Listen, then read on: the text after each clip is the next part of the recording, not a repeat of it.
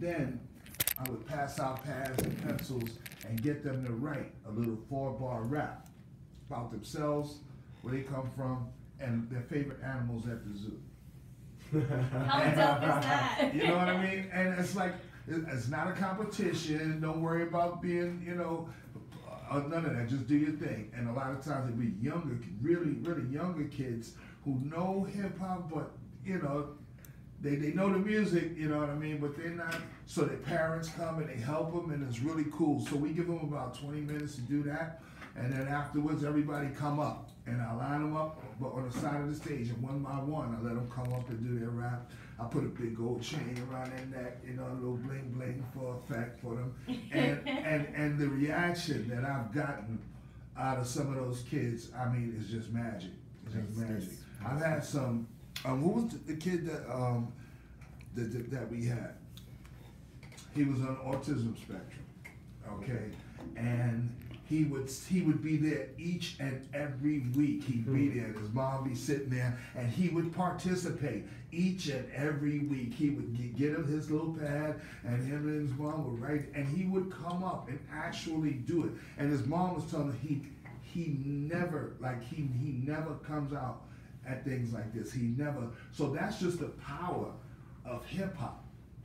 And that was just, I saw it right there. I know people like it. They like to dance to it. They like the styles. They like the scars. But I mean, so much more that than that is the power of hip hop. That is beautiful, man. Now, wait, hold on. So you said you helped some kid write 4 bars, right? Yeah, I mean, yeah. Wait. Let me just say something, man. Look. Have they told you about the show? I don't know about you, man, but this is the thing. I love hip hop, so I gotta do it to you.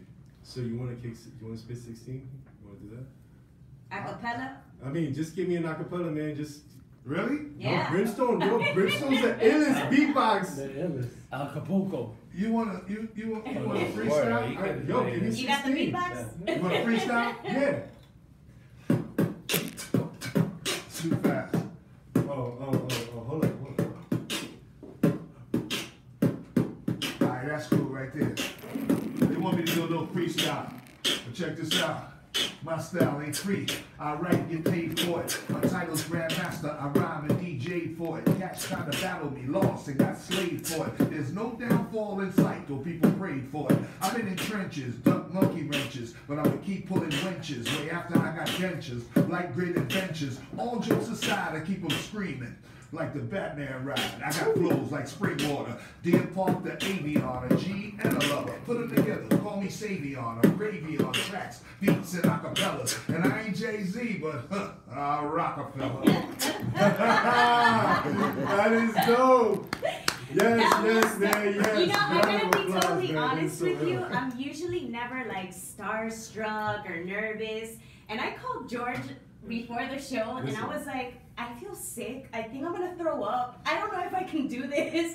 This is like, I have to pinch myself to make sure that this is happening. And the thing, I gotta give a lot of love to him, man. It's mainly because it's not for anything like, oh my God, you are who you are. It's your contribution to the culture. I mean, I'm gonna cry right now. I knew it. I get it. I mean, but this is the thing. Like, that's the thing. Like, that's the power of the culture that you guys spawned from. You know what I mean? You guys were there at the very beginning. And I think for us, it's the most amazing thing that Brimstone brought. He mentioned that you guys were in town, and yes, have you on board. And with all the positivity that him and his organization is bringing to the forefront, and then hearing that you're both doing this in different parts, your own worlds, you know what I mean? It's a beautiful thing. I mean, what's the most impressive thing as students come back to show you? A fruitful career. That's one of them. I taught for many years at after-school programs. I worked for the Sports and Arts and Schools Foundation in New York, in Puente, The Door, you name it. I was juggling grassroots stuff, and dealing directly with the youth and all of that. And then somewhere along the way, I transitioned into the universities, started teaching at NYU. It's gonna be my 20th year as an adjunct. That's amazing. Teaching there. I just taught the spring semester at Manhattanville College in New York as well. I was a visiting scholar at Cornell. So the thing is this, I'm not saying all that to like blow smoke up my own, what. I'm just saying like we better do that. We better invade as many platforms as we can. This thing we call hip hop here, honestly, this is saving lives. This is uniting people, uplifting people. It's like one of the most effective ways to gain self-empowerment, self-discipline. I didn't go to a school to learn how to pop or lock or up rock. I was in the streets, man. And then after you either meet someone that teaches you something, and half the time they didn't want to teach you. That's how it was in the streets. They were like, nah, you might get nicer than me. That's how heavy the competition was, right? Yeah. So finding a mentor or mentor finding a protege wasn't as easy as you thought, not in those streets. So the thing is that coming back to Path, like Natalie and Brimstone are doing an amazing, justice and service to the youth here. Today we went to the rehearsal for the first time. I was blown away. Awesome. I was blown away. I mean, they're covering all the aspects, DJing, like Cass said, different components of the culture. Also the knowledge based on it, and us in Zulu, I served on the Supreme World Council and the World Council in the Universal Zulu Nation in my lifetime. And even a hardcore private, because you got to work your way up to that status, you feel me? You come in, you do your work, and you rock, right? So that has always been our mission in Zulu. In most organizations, I would dare to say, of course, the mighty Cold Crush Brothers, Yeah. Rocksteady Crew, all these pillars of hip hop, truly had a purpose, and the main purpose, in fact, I believe, was to unify people, celebrate life, right, and honor our legacy and our heritage. We got this from our ancestors. This isn't new, Yeah, it just gets recycled. Like your shirt says, hip hop didn't invent anything. Hip hop reinvented everything. And on that level, guess what comes out of that? Tools of war. You feel me? A way to fight for social justice and other things that truly matter. Because you can party and party and you can say. Party bullshit. All right, yeah. You can do that all day, every day. But how about our seeds, man? What's up with the next generation? You feel me? So I'm honored to be here and help. Honored to be working with my brother, who's our forever host, and Tools of War. Yeah. I just wanted to add one thing in terms of this is a public service announcement to all department heads of education. Stop waiting for hip hop people that need diplomas and graduate and only experience the culture for 3 or 4 years, or they saw the most recent thing in 2000 and now they're on it. Get the pioneers to teach your classes. Stop bullshitting like the song he just quoted. That's real talk.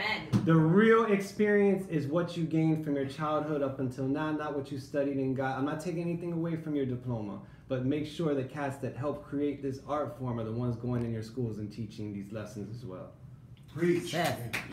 Preach. Math to hip hop. I mean, they teaching hip hop at Harvard, okay? And I'm like, okay, well, who from hip hop is teaching those classes? And like you said, these are people who research hip hop. You learned, they read about this. You studied it, but the people who made it is still here. Yeah. What better professor, okay, than the guy who made the thing that you're studying?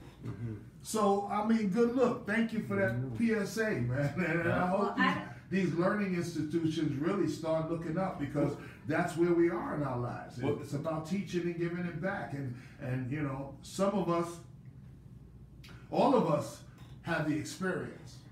All of us have gone through trials and tribulations over these last 40, 45 years as far as the culture of hip hop is concerned. But all of us ain't still here. And all of us aren't able to articulate the culture to other people. So those of us that are, it's our duty. That's why we here. You know what I mean? To reach out, to be that bridge, to try to help build that bridge between the generation of today and our generation. It's like 3 generations between us and the kids we saw today.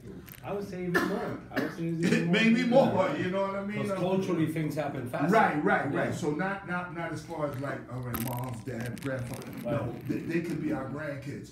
But culturally, they about 4 or 5 generations away from us.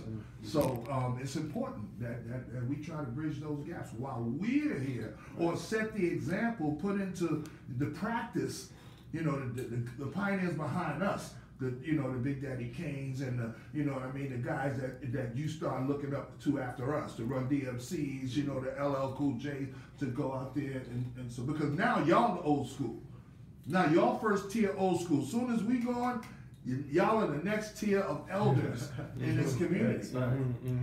For a long time, we was the old school. Well, I have to say, now y'all the old school. You guys definitely own up to that name of Grandmaster. I don't know how big you guys are on like comics, but even in the Marvel world, they're the elders of the universe, and they're here to drop knowledge. So it's so crazy that you guys are sitting here with us today, and that you guys are passing on this knowledge.